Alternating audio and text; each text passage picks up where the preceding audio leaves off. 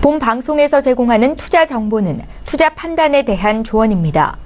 방송에서 제공하는 주식의 가치, 가격 상승 및 가격 하락에 대해서는 방송사에서 보장하지 않습니다.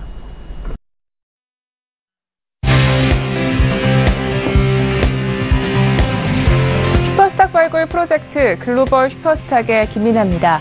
이 미중 무역 갈등의 과정을 어느 때보다도 면밀히 지켜봐야 할 때가 아닌가 싶습니다. 트럼프 미국 대통령이 11월 중간 선거에서 승리를 위해서 벌여온 일이라고들 많이들 이야기를 하지만 일각에서는 화폐 전쟁이 시작된 게 아니냐는 의견들도 있기 때문입니다. 또 2350선을 무너진 코스피 지수는 앞으로의 시장에 대한 복선으로 작용하고 있는 것 같습니다. 하지만 하늘이 무너져도 솟아날 구멍이 있다고 대안 투자 전략도 분명히 존재할 것입니다. 오늘도 저희 글로벌 슈퍼스탁과 함께 하시면서 그 전략 세워나가 보시죠. 저희 방송은요, 서울경제TV 홈페이지 그리고 톡스타 홈페이지를 통해서 참여하실 수 있습니다.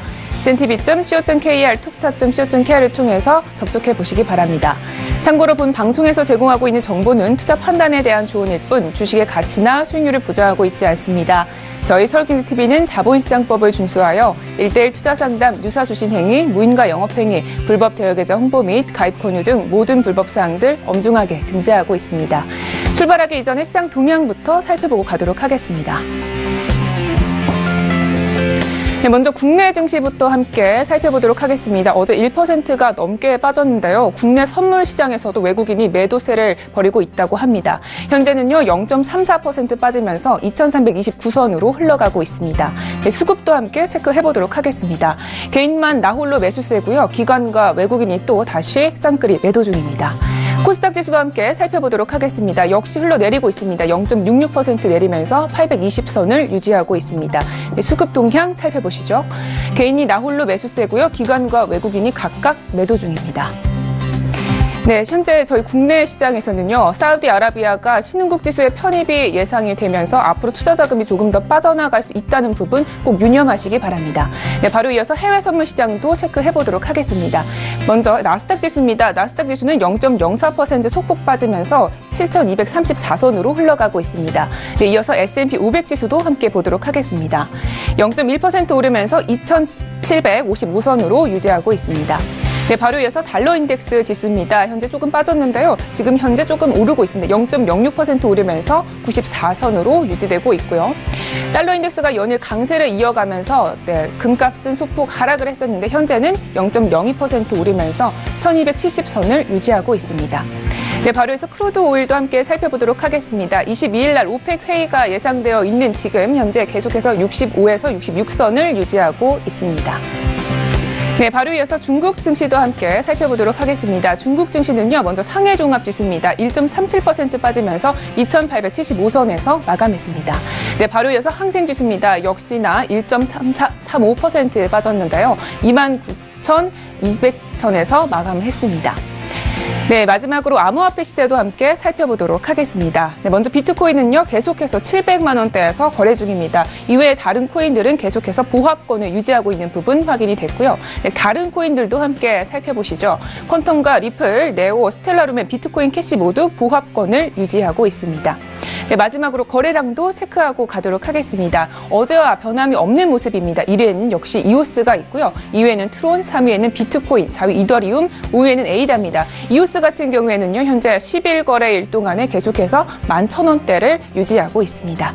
네, 이렇게 해서 시세 알아봤습니다. 자, 이제 시작을 해보도록 하겠습니다. 먼저 해외 이슈들을 알아보는 시간인데요. 저희 최용 캐스터와 함께 어떤 이슈들이 나와 있는지 알아보시죠. 안녕하세요. 최은입니다. 오늘 글로벌 이슈 2가지 외신을 통해 알아보겠습니다. 먼저 어떤 이슈들이 나와 있는지 함께 살펴보시죠. 네, 첫 번째 이슈는요, 미국의 로스 장관이 무역장벽 국가를 향한 작심 발언을 쏟아냈다고 합니다. 어떤 발언이었을까요? 외신을 통해 알아보겠습니다. 이어서 두 번째 이슈입니다. 브렉시트를 앞둔 영국이 EU 회원국 주민 등록 절차를 발표했다고 합니다. 외신을 통해서 더욱더 자세히 알아보겠습니다. 첫 번째 이슈 함께 살펴보시겠습니다. CNBC에 나온 기사고요. 제목 보시면 Commerce Secretary Ross, the ultimate objective of the president is to reduce tariffs. 이렇게 제목 나와 있습니다. 로스 장관이 이 대통령의 목표는 이 관세를 줄이는 것이다. 이렇게 이야기를 했다고 하는데요. 관련된 내용 조금 더 자세히 보시겠습니다.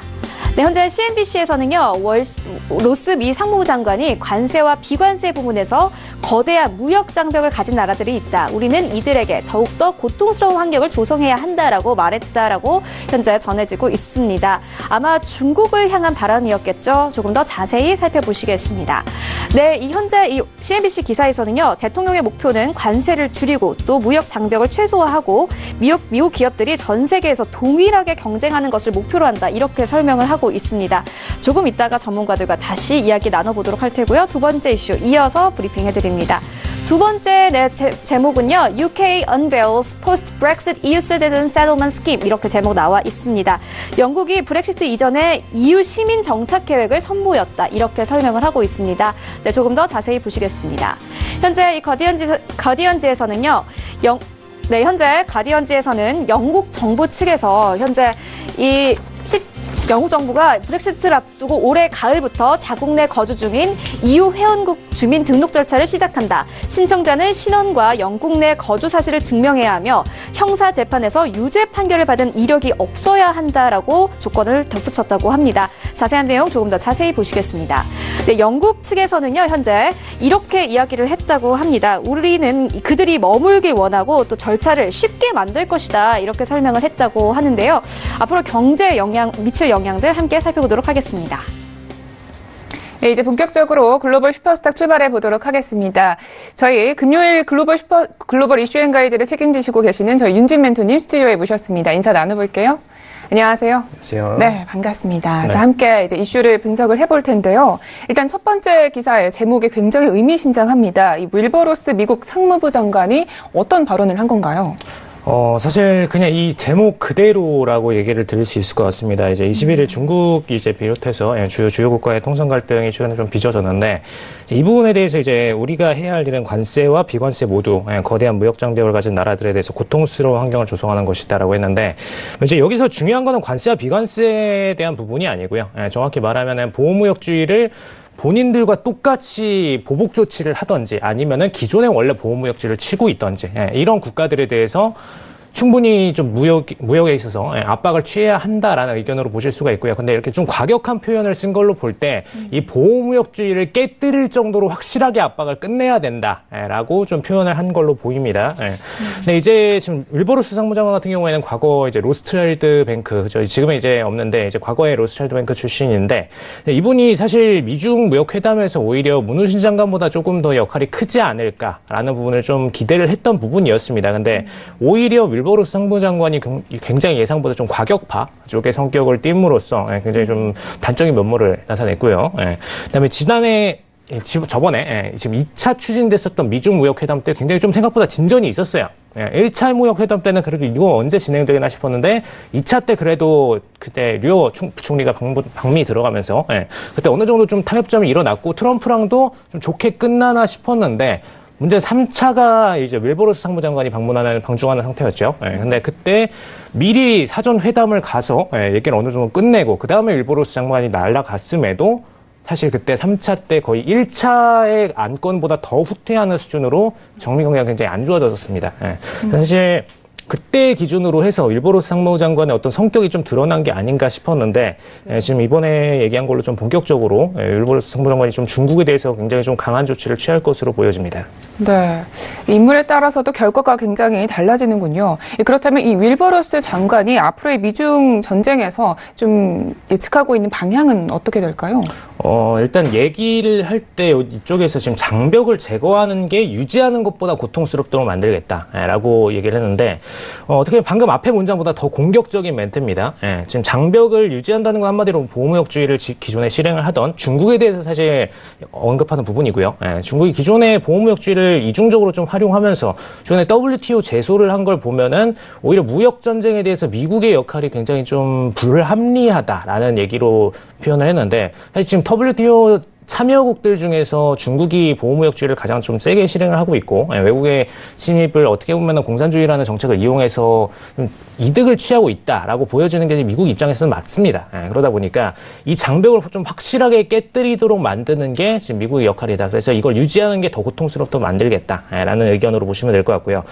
기존의 이제 지적재산권 무시, 어떻게 보면 이제 카피하면 중국으로 과거에 알려졌던 것만큼 뭐 최근에도 그런 제조업적인 카피가 아니라 기술력적인 카피도 어마어마하게 일어나고 있죠. 그런 면에서 이제 지적재산권 부분, 그다음에 기술 이전 강요, 그다음에 기술 이전 강요는 이제 중국으로 진출하는 기업들에 대해서 항상 기술 이전을 어느 정도 걸고선 진출을 할 수 있도록 만드는 그런 시스템들. 그다음에 사이버 보안 위협. 이거는 사실 뭐 중국 해커들 하면은 뭐 더할 나위 없을 만큼 유명하죠. 그래서 이런 부분들을 종합적으로 따졌을 때 지금 기술이나 사업 부분에 있어서 중국으로 진출하는 데 있어서 굉장히 좀 보호무역주의를 강하게 치고 있는 만큼 우린 이번에 이걸 확실하게 깨뜨려 보겠다라는 쪽으로 포커스를 맞춘 걸로 보입니다.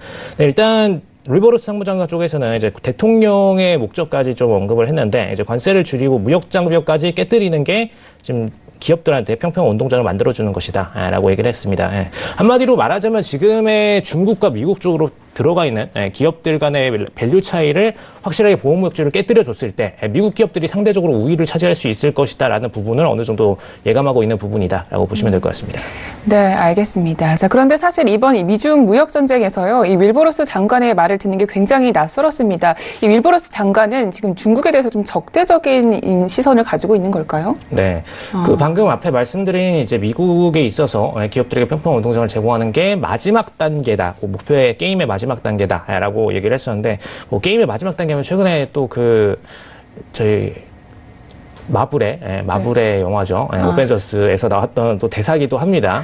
한마디로 이제 본인들이 원하는 딱 목표치가 있고 그 목표치를 달성을 해야 하는데 그 달성하는 목표치가 일단 보호무역주의를 깨뜨리는 게 먼저다. 지금 최근엔 대미무역 흑자 부분에 대해서 어느 정도 쇼부가 났었지 사실 보호무역주의를 깨뜨리는 포커스가 나진 않았습니다. 그러다 보니까 지금 월가 쪽에서는 지금 대미무역 흑자를 신경 쓴 게 아니라 지금 중국 보호무역을 깨뜨려야 우리 월가가 중국으로 진출을 해줄 수가 있다. 그래서 중국 기업들에 대한 지배력을 확대를 해주고 미국이 상대적으로 우위에 차지할 수 있는 기반이 마련이 된다라는 부분을 좀 피하라고 있는 부분이고요. 사실 기업적으로 그냥 기업 대 기업으로 싸우게 되면은 이거는 승부가 어떻게 날지는 알 수가 없습니다. 근데 사실 미국이 추구하는 거는 딱 하나입니다. 글로벌 기업들에 대해서 성장 가치가 충분해졌을 때 그 기업들에 대한 지분 가치를 금융기업들이 가져가는 게 사실 미국의 핵심 방식이었죠. 그동안에 해왔던 방식이었고요. 근데 모든 유럽이나 다른 국가들에 대해서는 그걸 잘 해왔는데 오직 중국 하나에 대해서만 그걸 못 해왔습니다. 특히 뭐 로스차일드 뱅크 같은 경우에는 과거에 이제 로스차일드 가문 출신이다 보니까 좀 이런 부분들도 어느 정도 생각을 하는 것 같아요. 대규모 금융 재벌들입니다. 사실 뭐 로스차일드뿐만 아니라 뭐 다른 가문들도 많죠. 그 가문들이 사실 지배력을 돈을 통해서 다른 기업들을 지배하는 방식을 해왔는데 중국에 대해서만 유달리 그걸 못 해오다 보니까 이걸 확실히 이번 참에 깨뜨려야지만 가능하다라는 부분을 포커스 맞추고 있는 것으로 보이고요. 좀 중요한 부분이 이번에 중간 선거가 있죠. 11월 중간 선거가 있는데 이때 이후로 트럼프 집권 기반이 굉장히 좀 약화될 것으로 아직까지 예측이 되고 있습니다. 이번에 북미 무역 회담권으로 어느 정도 트럼프 이미지가 좀 개선은 됐어요. 개선은 됐는데 그래도 아직까지는 지금 재임하기에는 굉장히 좀 힘들고 그리고 또 공화당이 추가 집권을 하기도 굉장히 힘든 상태라고 보실 수가 있습니다. 그러다 보니까 월가 쪽에서는 어떻게 보면 중국을 확실하게 좀 깨뜨려줄 만한 그런 인재가 좀 필요한데 물론 트럼프가 좀 과격하긴 하지만 그래도 트럼프 이후에 민주당이 좀 집권을 하게 된다면 중국을 깨뜨려줄 만한 파워는 부족할 것이다 라고 보는 게 현실입니다. 그러다 보니까 이번 임기 안에 그것도 중간선거 이전에 웬만하면은 중국한테 확실하게 보호무역주의 해제를 요구하고 그 관련된 내용 어느 정도 WTO 측에서 재정 합의를 보는 게 이번 목표다라고 보시면 될 것 같습니다. 네, 알겠습니다. 자, 첫 번째 이슈는 여기까지 알아보도록 하겠습니다. 자, 이어서 두 번째 이슈도 함께 알아볼 텐데요. 일단 브렉시트와 관련된 뉴스고요. 자, 이제 영국이 좀 실질적으로 브렉시트 절차를 좀 밟아 나간다 이렇게 보면 되는 건가요? 네, 이번에 브렉시트가 사실적으로 이행되는 단계로 이르렀고요. 지금 이번에 영국 정부에서는 이제 EU 탈퇴를 앞두고선 EU 출신 국민들한테 이제 영국 쪽으로 거주를 하고 싶으면 거주권에 대해서 신청을 해라라는 부분을 어느 정도 피할한 부분입니다. 자, 이번에 실질적으로 EU 시민들한테 등록 절차 요건들을 좀 제시를 했고요. 정확히는 이제 2019년 3월 29일 얼마 안 남았습니다. 그래도 지금 하반기 지나고 나서 거의 상반기 중순에 탈퇴를 하는 부분입니다. 이때 탈퇴 기준으로 해서 사실상 브렉시트는 이제 원활히 이행되기 위해서 2020년 말까지 이행 기간을 두기로 합의했는데 일단 지금 브렉시트 측에서는, 영국 측에서는 2019년 3월 29일까지는 이 부분은 어느 정도 완료를 해라. 그리고 최소한 정말 늦더라도 2021년 이후에 머무르려면 2021년 6월 말까지 등록을 마쳐라라고 이제 공식적으로 PR을 한 부분이고요. 사실상 이제 내년 브렉시트 이행 시기가 되면은 그때부터는 본격적으로 시민들에 대해서 거르기 과정에 들어갈 것이다라고 보여지는 게 지금 현재 상태입니다. 네, 알겠습니다. 이 투표는 사실 재작년에 시행이 됐었는데 실질적으로는 지금 절차를 좀 밟아 나가고 있습니다. 자, 그런데 여기서 EU 국민들이 지금 영국에 거주하기 위한 어떤 등록을 진행한다라는 부분이 굉장히 흥미로운 것 같은데요. 이 부분에 대한 좀 기준은 어떤 것들이 있나요? 네, 일단은 2020년 말까지는 영내 이동 거주가 자유가 허용된다, 자유가 적용이 된다라고 얘기는 했는데 사실 그 전부터 어느 정도 검열은 들어갈 걸로 보입니다. 지금 그래서 EU 통계 자료에 따르면은 지금 2016년 1월 기준으로 320만 명 국민이 지금 영국에 거주하고 있던 상태고요. 그다음에 EU 회원국에 반대로 영국 국민이 거주하는 거는 87만 명 정도로 보시면 될 것 같습니다. 일단 신청자는 이제 신원 내에서 영국 내에서 거주 사실 증명, 그죠? 어떻게 보면 영주권 신청할 때처럼 좀 똑같이 보시면 될 것 같아요. 그렇게 신청 들어가고 뭐 따로 소득 요건 같은 거는 없었습니다. 따로 소득 요건은 없었고요. 대신에 좀 중요한 부분이 EU 안에서 좀 영국 안에서 범법을 저지르지 않았다, 혹은 이제 EU 안에서도 범법을 저지르지 않았다라는 부분이 좀 굉장히 중요하게 다뤄지고 있는 상태입니다. 네, 알겠습니다. 자, 그런데 한편으로는 이런 절차가 이 영국의 EU 출신 주민들을 좀 내쫓기 위한 그런 목표가 아닌가 이렇게 좀 의구심이 들기도 합니다. 이런 부분에 대해서 우리 멘토님 좀 어떻게 생각하시나요? 정확히는 EU 출신 국민들을 거르는 것보다는 어떻게 보면은 EU를 건너서 넘어온 이민자들이죠. 그죠? 뭐 중동 쪽에서 건너온 이민자들도 있고 동유럽 쪽에서 건너온 이민자들도 있습니다. 근데 그 이민자들이 사실 동유럽부터 이제 중동 쪽에서 넘어오신 분들은 좀 어느 정도 어떻게 보면은 유럽 안에서 불법을 좀 저지르는 핵심 인사다라고 좀 평가를 내리고 있죠. 미국으로 따지면 멕시코에서 건너온 인물들이랑 좀 똑같이 비슷하게 보고 있습니다. 그래서 그런 부분들 때문에 사실 브렉시트 투표도 좀 말도 안 될 정도로 좀 충격적인 결과였죠. 원래는 이제 경제 상황만 고려한다면 영국은 브렉시트에 대해서 투표를 하면 절대로 안 됐어요. 근데 영국 국민들 특성도 있고요. 근데 영국 국민들 특성상 원래 좀 이민자들을 반기지 않는 특성도 있는 반면에 또 추가적으로 그 시기에 하필이면 또 범죄들이 좀 일어나다 보니까 테러도 일어났었고요. 그러다 보니까 영국 국민들이 굉장히 좀 이 이민자들에 대해서 반기지 않는 듯한 표결이 좀 굉장히 셌습니다. 사실 이 표결에 있어서 정확히 얘기하자면은 이 브렉시트에 대한 찬반 투표가 아니라 이민자 퇴치법에 대한 찬반 투표를 했다면 오히려 더 영국한테 이로우지 않았을까라는 생각은 듭니다. 근데 아무튼 영국 국민들 특성상 이분들을 내쫓는 게 좀 포커스가 돼 있기 때문에 이번에 EU 출신의 그냥 단순히 그냥 선 국민들이 아니라 지금 이민자들, 그 중에서도 좀 범법 행위를 과거에 이민자들 통해서 주로 이제 무리지어서 이루었던 그런 무리들 한 번에 좀 내쫓기 위함이다라고 좀 보여지는 상태입니다. 지금 상태에서는 이제 뭐 지금 캐롤라인 영국 내무부 담당 부장관이 이제 EU 경제와 사회에 매우 공헌한다, 뭐 그다음에 우리 친구이자 가동인 동료인 만큼 함께 머물기를 원한다, 이렇게 좀 멘트는 좋게 쳤어요. 멘트는 좋게 쳤는데 EU 출신들 시민들이 정말 이제 순수 뭐 독일이나 프랑스 쪽에서 정말 태어나고 자라가지고 넘어온 분들이 아니면 웬만하면 그 이외의 EU 시민들에 대해서는 좀 거르기 작업이 들어갈 걸로 보입니다. 알겠습니다. 자, 이렇게 해서 이슈 두 가지 잘 분석을 해봤습니다. 자, 이번에는요, 해외 선물 시장에 잘 대응하기 위해서 가이드 한 줄 평을 들어보도록 하겠습니다. 네, 멘토님, 오늘의 가이드는요? 네, 오늘 가이드는요? 과격한 금융 강대국들입니다. 네. 과격한 금융 강대국들, 그러니까 영국과 미국을 지금 거론하시는 거죠? 네, 사실 뭐 최근에는 중국까지도 좀 이제 금융 강대국으로 슬슬 올라오고 있는 상태긴 한데, 기존의 기득권 금융 강대국 하면 영국과 미국이죠. 영국과 미국이 사실상 이제 기존의 금융권을 좀 쥐고 있다 보니까 본인들이 어떤 외부와의 단절을 시켜도 우리는 살아남을 수 있다라는 생각을 좀 많이 갖고 있는 것 같아요. 웬만한 보통 이제 기업 기반으로 성장하는 국가들은 외부와의 무역 교류를 끊으면은 그 무역 교류 단절로 인해서 마이너스 되는 매출에 굉장히 좀 신경을 많이 쓸 수밖에 없습니다. 지금 이 양대국들 같은 경우에는 우리가 단절을 끊더라도 우리의 자본이 외국으로 추가적으로 투자를 들어갈 수 있고, 그다음에 외화들은 어차피 우리 시장에 투자하기를 원하기 때문에 우리는 지속적으로 수익을 벌어갈 수 있다라는 관점을 굉장히 좀 피하라고 있는 걸로 보입니다. 그러다 보니까 실물 경제 기반에서는 일단 무역에서 장벽을 쳐놓고 그다음에 금융으로는 넘어가고 라는 방식을 좀 취하다 보니 이렇게 좀 강대국적인 면모를 좀 많이 피하라는 게 아닌가라는 느낌이 듭니다. 네, 알겠습니다. 자, 이렇게 해서 가이드 들어봤습니다. 자, 오늘의 글로벌 이슈행 가이드는 여기까지 하도록 하고요. 저희 윤진 멘토님은요, 코인 이슈행 가이드에서 또 함께 이야기 나눠보도록 하겠습니다. 네, 오늘도 말씀 고맙습니다. 네, 감사합니다. 네, 글로벌 이슈행 가이드 화면으로 정리하겠습니다.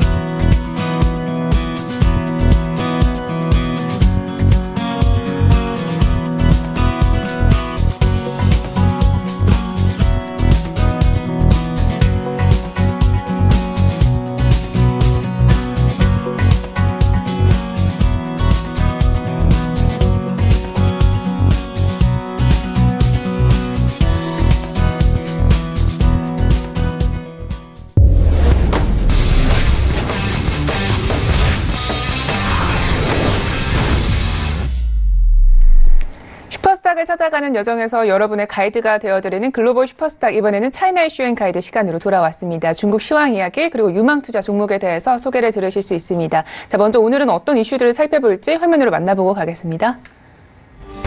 네, 오늘의 차이나 이슈 첫 번째는요, 중국 정부가 중소기업들에 한해 완화된 융자 정책을 마련할 것이라고 밝혀왔습니다. 이것은 어떤 의미를 갖고 있고 중국 시장에도 어떤 영향을 미치게 될지 잠시 후에 분석해 보겠습니다. 두 번째 차이나 이슈입니다. 중국 과학기술대학의 과학연구원이 새로운 면역세포 치료를 발견했다고 발표했습니다. 이에 따른 중국 바이오 시장에는 얼마나 많은 변화가 생길지 첫 번째 이슈 분석 후에 알아보도록 하겠습니다. 자, 이슈 분석을 알아봤고요. 자, 좀 더 깊이 있게 이슈 분석을 해보도록 하겠습니다. 저희 최영 대표님이 옆에 나와 계십니다. 안녕하세요. 네, 반갑습니다. 네, 반갑습니다. 네. 자, 우선 전일장 중국장에 대해서 좀 이야기를 들어볼게요. 네, 요즘에 뭐 중국 증시도 안 좋죠. 뭐 전 세계적으로 다 안 좋기 때문에 네.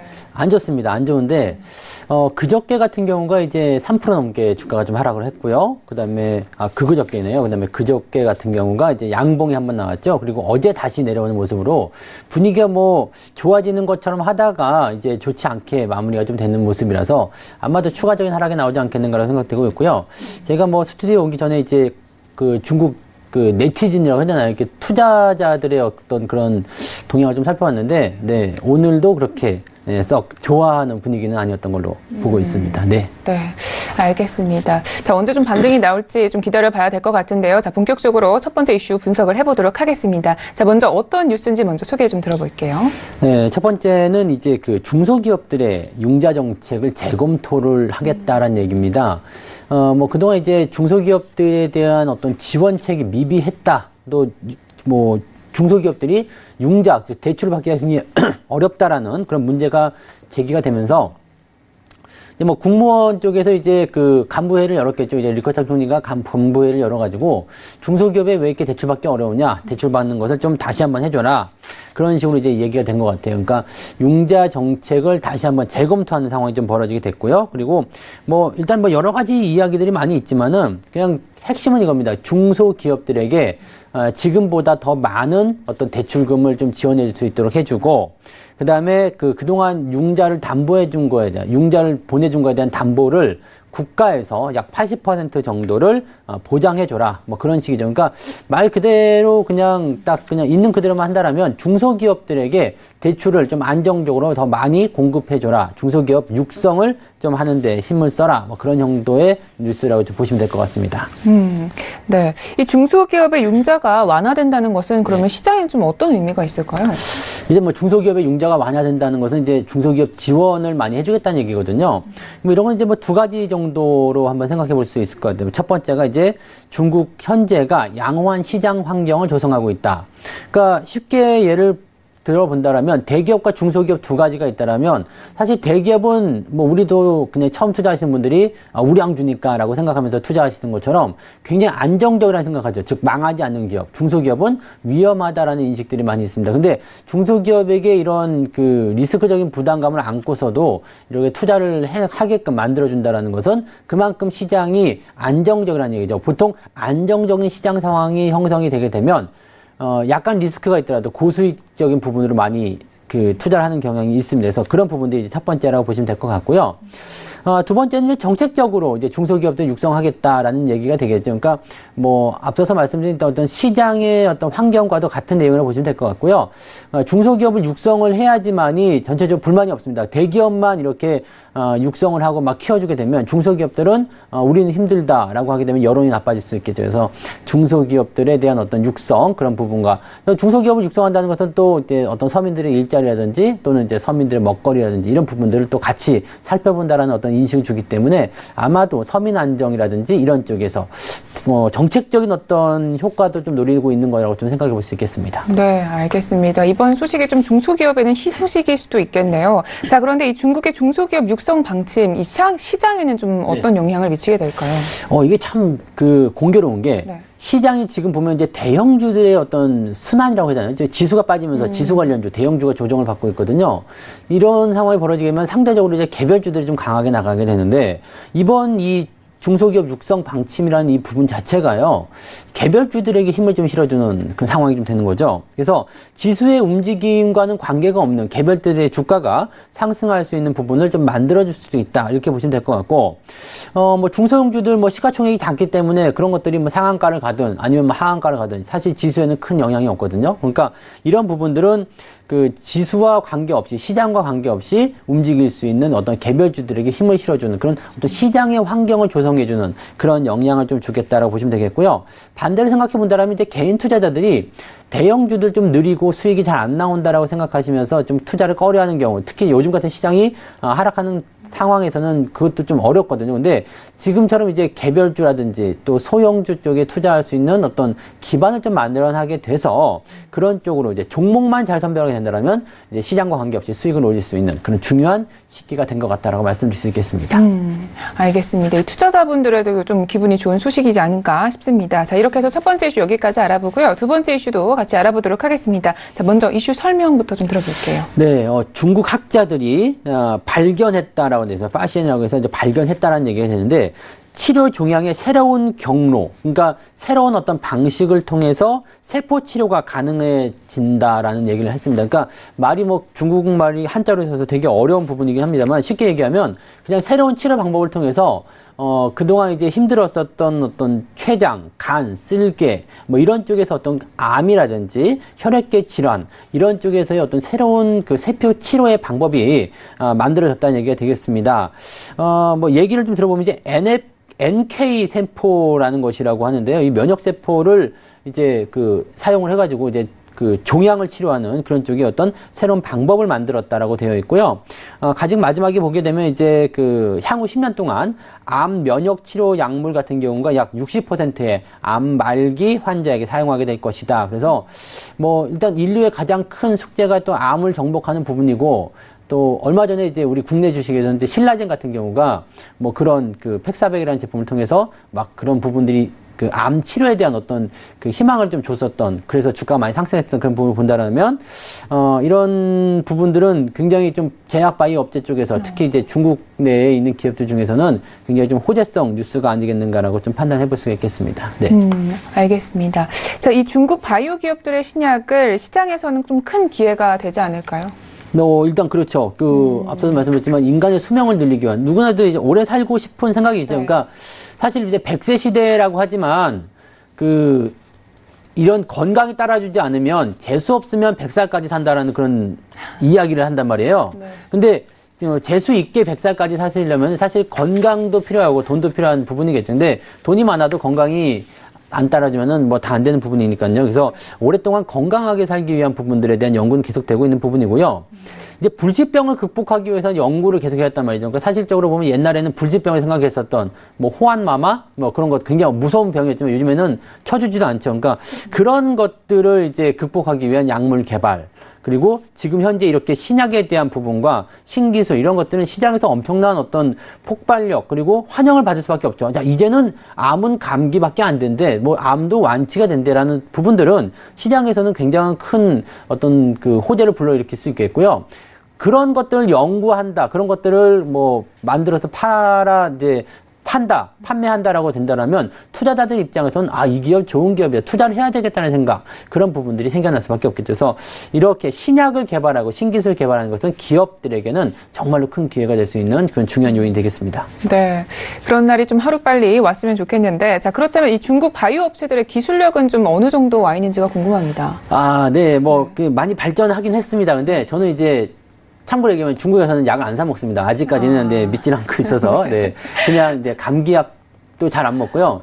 중국에서 유일하게 제가 사용하는 것은 이제 호랑이 기름 있죠. 이렇게 타박상에 바르는 거 뭐 그런 정도인데 뭐 나쁘다는 건 아니고요. 이게 중국의 기술력이 굉장히 좋아지고 있기는 합니다. 그리고 지금 뭐 중국 내에서라기보다도 이제 해외 쪽에서 그 미국이라든지 이런 유럽이라든지 이런 쪽에서 굉장히 인정을 받고 있는 기업들의 어떤 그 제품 기술력이 굉장히 좋아지고 있는 부분은 사실입니다.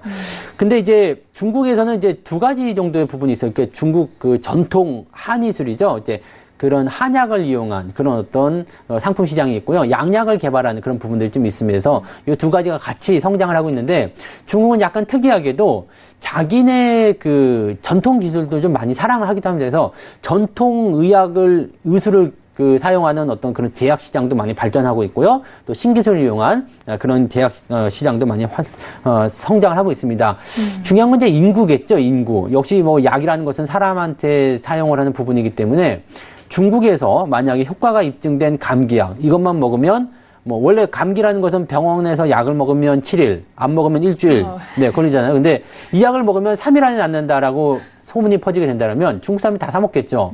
그러면 중국에서 이런 그 판매량이 호조세를 보이게 되면 그 기업은 이제 세계적 제약사가 된다라고 보시면 됩니다. 그래서 그런 부분을 본다면 중국 바이오 업체들의 기술력이 점차적으로 좋아지고 있고 또 세계적인 어떤 입지나 점유율도 같이 좋아지고 있다라고 보셔야 될 것 같습니다. 네, 알겠습니다. 정말 인구가 많은 게 어떻게 보면 힘이 되는 거겠네요. 네, 알겠습니다. 자, 이렇게 해서 이슈 두 가지 잘 살펴봤고요. 저희 가이드는 생략을 하고 오늘의 기업 분석을 좀 해보도록 하겠습니다. 오늘의 종목 어떤 종목인가요? 오늘은 뭐 여러분들 너무 잘 아시는 종목입니다. 항서제약입니다. 항서제약인데 중국 내에서 1등이에요. 네, 1등이고, 제가 그 2014년도 당시에도 이 종목을 한번 추천을 했었던 적이 있었습니다. 그때도 후광통이 막 시작됐었던 그 시기에서, 가장 유망한 종목이 무엇이냐? 항서제약밖에 떠오르지 않더라고. 그 정도로 대단한 종목입니다. 왜냐면, 항암제, 그리고 마취제 분야에서는 명실상부한 이제 1위 기업이고요.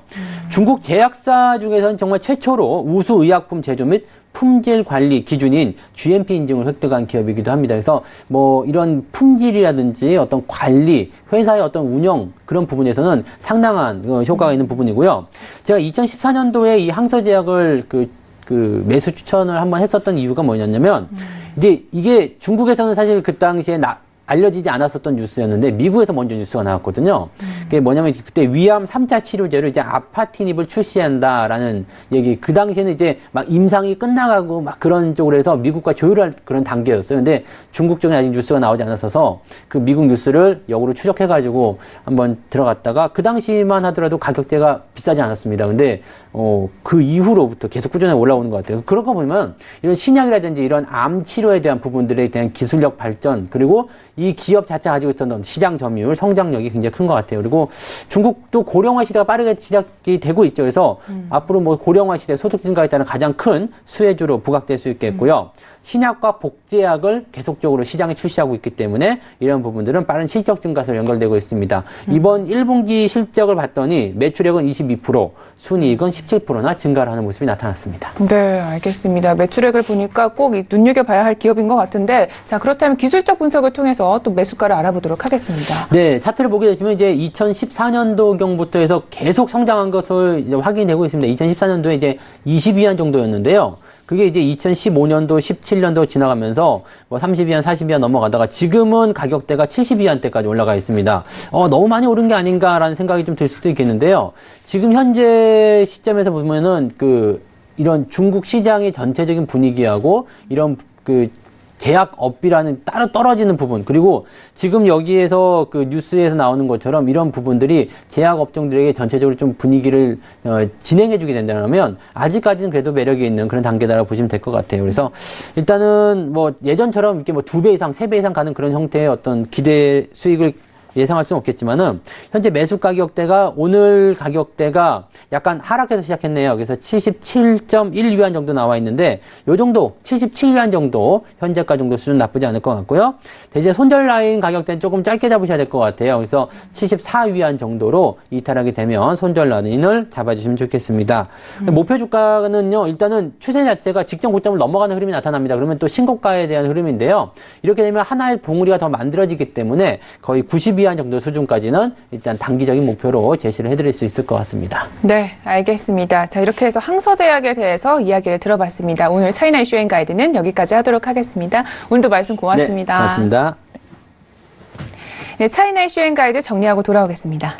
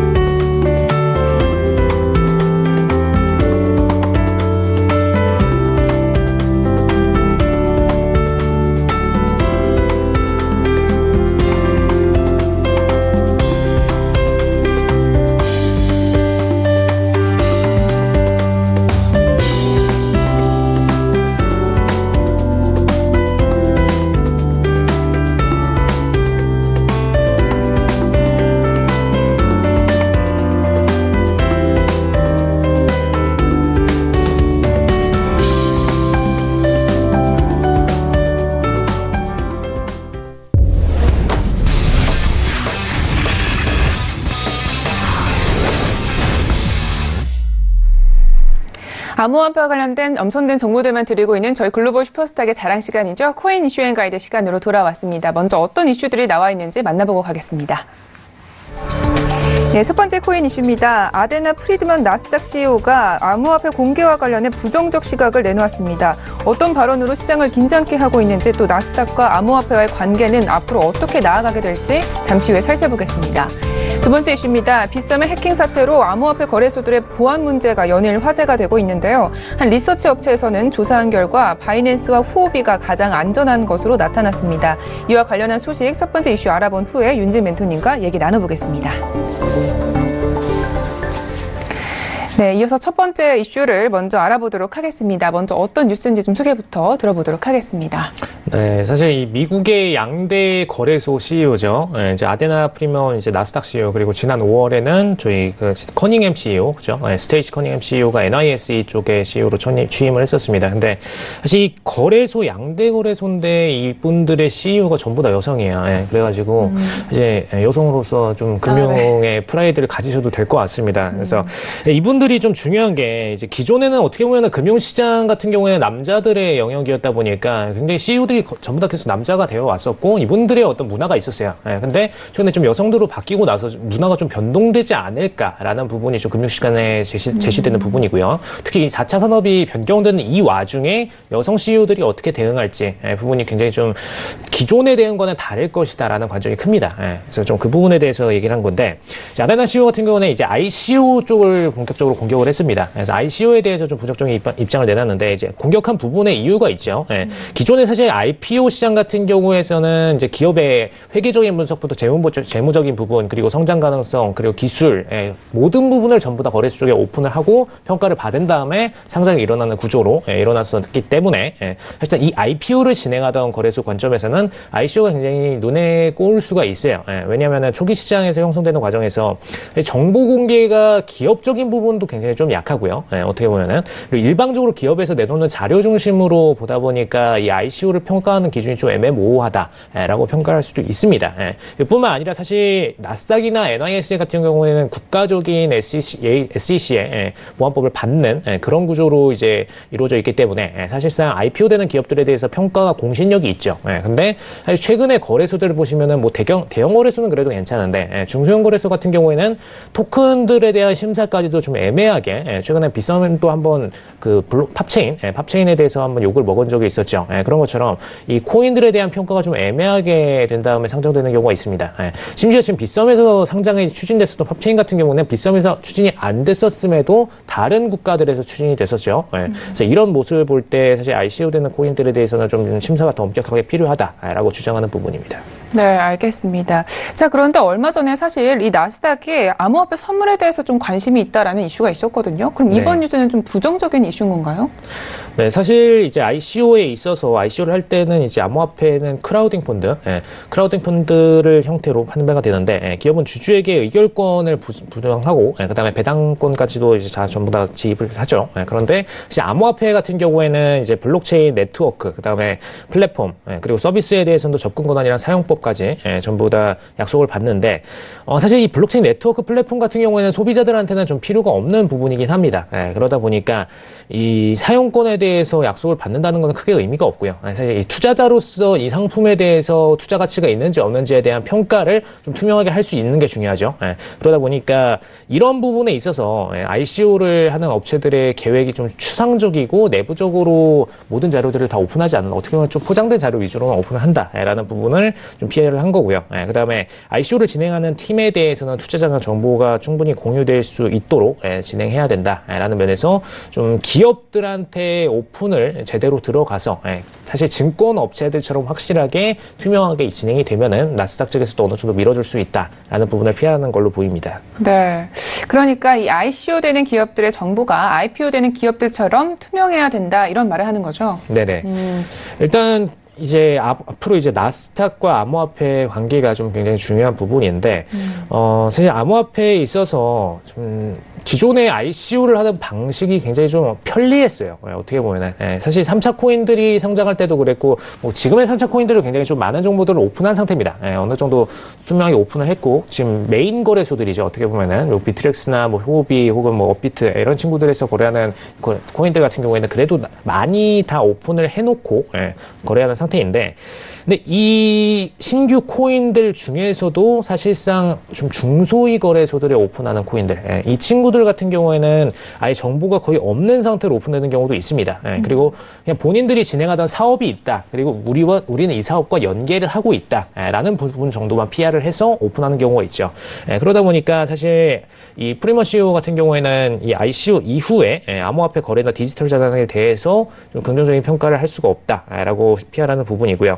다만 이제 나스닥 같은 경우에는 앞으로 암호화폐 거래소가 되는 방안에 대해서는 좀 검토를 하게 될 것이라는 부분을 PR을 했습니다. 그래서 사실상 기존에 암호화폐 거래소로서 성장하게 될 것이다라는 부분을 한번 저번에 4월경에 얘기를 한 적이 있죠. 그래서 나스닥이 이제 기존에 CME 선물 상품을 거래되는 부분에 대해서도 관심이 많았고 CBOE 옵션 상품에 대해서도 관심이 많았습니다. 그래서 그 부분을 좀 끌어와서 나스닥 시장에 또 상장을 시켜서 비트코인 투자자들이 굉장히 좀 동부 쪽에도 거래량이 많기 때문에 사실 어떻게 보면 나스닥이랑 NYSE의 주 핵심 거래량들은 동부 쪽에서 많이 나오고 있습니다. 그러다 보니까 CME 같은 경우는 서부 쪽이죠. 서부 쪽 거래량보다 동부 쪽 거래량이 많기 때문에 이 거래량들을 핵심적으로 끌어왔을 때 충분히 나스닥에 더 추가적인 수익을 발생할 수 있을 것이다 라는 관점으로 보시면 될 것 같고요.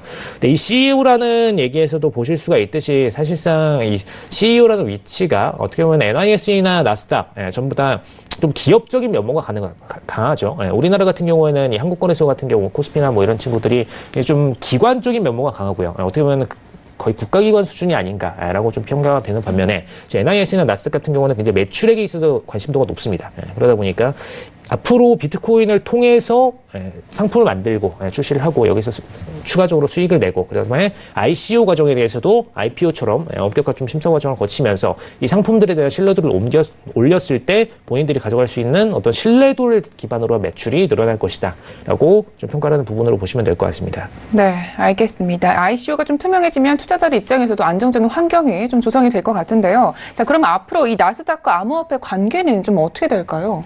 네, 앞서 말씀드린 대로 이제 실질적으로 암호화폐를 오픈하게 됐을 때 이제 거래소 입장에서는 좀 공격적으로 PR을 해서 사실 매출을 끌어낼 수 있다는 부분이 좀 핵심적인 메리트이기 때문에 뗄래야 뗄 수가 없는 관계입니다. 뗄래야 뗄 수 없는 관계고 사실 추후에 나스닥에서는 암호화폐 실제 현물 상품에 대해서도 관심이 있죠. 그래서 거래소 제미니와의 기술 제휴를 맺었던 부분이고요. 비트코인 투자자로 유명한 이제 윙클보스 형제가 설립했던 제미니인데 제미니 같은 경우에는 스마트 시장 감지 시스템 그리고 비정상적 거래나 사기 조작 등을 방지할 계획이다라고 했는데 사실 뭐 기술적인 면에서 그렇게 특별하게 눈에 띄는 부분은 없습니다. 근데 분명한 거는 나스닥의 인프라를 받고 성장할 때는 사실 거래소들이 어떻게 보면 우리나라에서는 업비트 같은 경우 카카오의 인프라를 받고선 성장을 했죠. 그런 것처럼 카카오의 인프라를 받고 성장하는 것보다 더 훨씬 안정적인 기반을 가지고 성장하는 겁니다. 어떻게 보면 골드만삭스나 다른 뭐 JP모건 같은 금융기관들보다 더 안정적인 기반을 가지고선 거래소 기준의 플랫폼으로 성장을 해 나갈 수가 있다라고 보실 수 있을 것 같아요. 왜냐하면 골드만삭스 같은 경우에는 자산 운용사적인 고객들이 많다면은 거래소는 철저하게 개인 트레이더들 그리고 기관 트레이더들 중심의 거래량이 대부분 많이 쌓여 있기 때문에 이 친구들 중심으로 성장을 했을 때는 이 암호화폐 거래소는 굉장히 탄탄한 거래소로 아예 NYSE 혹은 뭐 나스닥 쪽에 편입이 돼서 브랜드로 가치로 성장할 수가 있다라는 부분입니다. 알겠습니다. 자, 첫 번째 이슈는 이렇게 알아보도록 하겠습니다. 자, 계속해서 두 번째 이슈도 함께 알아보도록 하죠. 먼저 두 번째 이슈 어떤 뉴스인지 좀 들어보도록 하겠습니다. 네.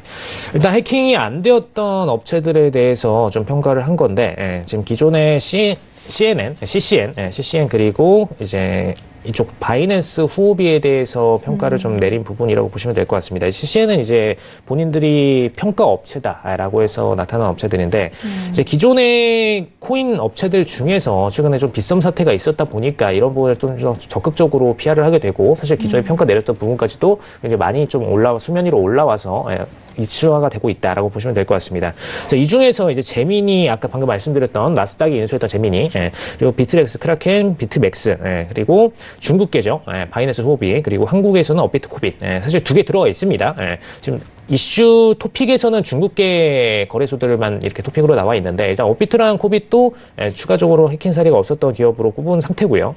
그런 면에 있어서 지금 암호화폐들에 대해서 지금 등급을 매기고 등급 기준으로 상위 랭킹에 올라가 있는 친구들 그리고 이 암호화폐 9개 기업 중에서도 사실 해킹 기술이 보안 기술이 잘 만들어져 있는데 해킹을 안 당한 친구들이 있고 보안 기술이 안 돼 있는데 정말 운이 좋아서 해킹 사례가 없었던 기업들도 있습니다.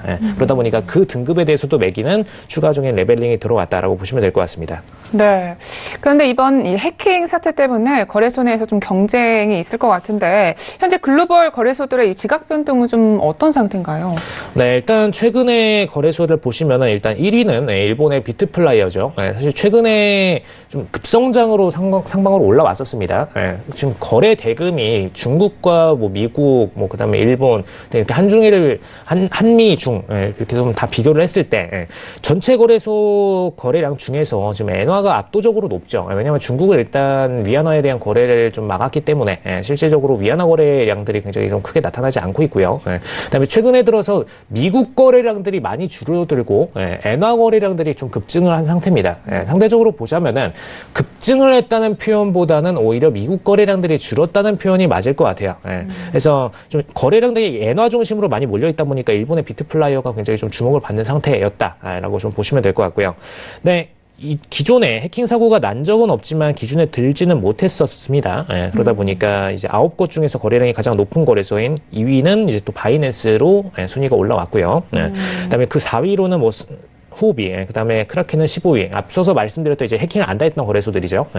그다음에 업비트가 6위. 이렇게 돼 있는데 그 이하로는 갑자기 순위가 쭉 떨어집니다. 코빅 같은 경우에는 우리나라의 코빅 같은 경우에는 47위로 굉장히 좀 하락으로 위치해 있고요. 그다음에 비트렉스죠. 비트렉스 같은 경우는 업비트와 시스템을 연동해 놨던 친구들입니다. 근데 이 친구들이 22위. 그다음에 앞서서 말씀드렸던 나스닥의 제미니 같은 경우는 39위 위치해 있습니다.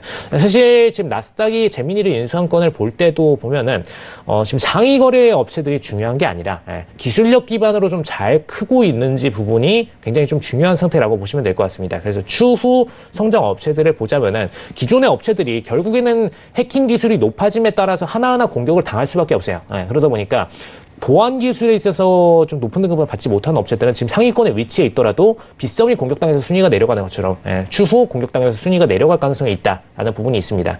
그러다 보니까 CNN 측에서는 코인레의 해킹 건을 좀 들면서 10여일 만에 상위권 거래소인 빗썸마저 해킹에 노출되면서 이제 암호화폐 시장 전체가 신뢰도를 잃고 있다라는 부분을 좀 피하라는 부분이고요. 해킹이 없던 몇몇 거래소는 서비스나 보안에 상당한 투자를 하고 있다라는 부분을 얘기는 했는데 그 다음에 보시면은 이제 등급에 대해서 다른 업체들이 매긴 부분이 있습니다. 네, 그러니까 해킹 사태가 지금 계속 문제가 되고 있는 만큼 이 보안 능력을 좀 기준으로 순위를 매긴 거 궁금한데 좀 간략하게 이야기를 들어보고 싶습니다. 네, 일단 보안 순위가 있으신데요. 보안 순위 전문 리서치 업체인 토큰 인사이트 측에서는 이제 AAA 등급부터 D등급까지 10개 등급으로 좀 순위를 매겼는데 일단 뭐 AAA 등급은 없습니다. 지금 상태에서는 뭐 지금 나스닥 거래소 혹은 NYSE 거래소 쪽은 그 정도의 보안 기준은 돼야 AAA 등급을 받을 수 있다라고 보실 수 있을 것 같고요. 현재는 A 등급 정도로 이제 바이낸스, 비트플라이어, 그다음에 후오비 OKX 정도를 분류를 했고요. 업비트 같은 업비트의 기준에서는 지금 CNN 기준으로 해서 BBB 등급으로 머물러 있는 상태입니다. 사실 뭐 한 단계만 더 올라가면 A 등급을 받을 수 있을 것 같은데 일단 앞서서 말씀드린 후오비나 뭐 OKX 같은 친구들보다는 좀 밀려 있는 상태다라고 보시면 될 것 같습니다. 네, 알겠습니다. 자, 이렇게 해서 코인 이슈 앤 가이드는 여기까지 이야기를 들어보도록 하겠습니다. 네, 오늘도 고생해주신 우리 멘토님 고맙습니다. 네, 감사합니다. 네, 오늘도 저희 글로벌 슈퍼스탁은 해외 선물과 중국 주식 그리고 암호화폐까지 전 세계를 대상으로 유망 투자 종목 발굴하기 위해서 열심히 달려왔습니다. 참고로 본 방송에서 제공하고 있는 정보는 투자 판단에 대한 조언일 뿐 주식의 가치나 수익률은 보장하고 있지 않다는 점 고지해 드립니다. 네, 글로벌 슈퍼스탁 오늘은 여기까지입니다. 오늘도 성공적인 투자 판단하시고요. 저희는 다음 주 이 시간에 뵙도록 하겠습니다. 함께해 주신 여러분 고맙습니다.